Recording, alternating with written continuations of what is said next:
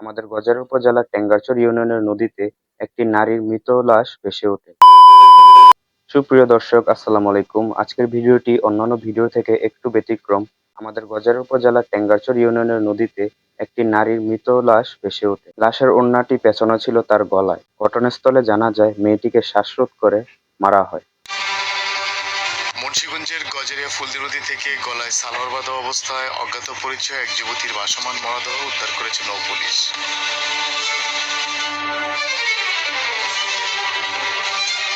শুক্রবার সকাল 10টার দিকে উপজেলার টেঙ্গারচর ইউনিয়নের বড়বাটেরচর গ্রাম সংলগ্ন কাজলা নদীর তীর থেকে মরদেহটি উদ্ধার করা হয়। উদ্ধার হওয়া ওই যুবতীর গলায় সাদা রঙের একটি সালোয়ার বাঁধা ছিল, পরনে ছিল কাঠালি রঙের কামিজ। তাকে শ্বাসরোধ করে হত্যার পর মরদেহ নদীতে ফেলে দেওয়া হয়ে থাকতে পারে বলে প্রাথমিকভাবে ধারণা করা হচ্ছে।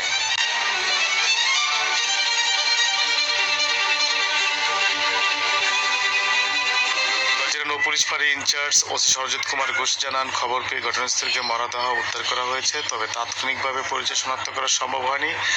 পরিচয় শনাক্ত ও ঘটনার রহস্য উদ্ঘাটনে পুলিশ কাজ করছে বলে জানান। মানুষ কতটা নির্মম হলে এইভাবে একটি মেয়েকে মারতে পারে? একটি কথা মাথায় রাখবেন, আল্লাহ ছাড় দেন কিন্তু ছেড়ে দেন না।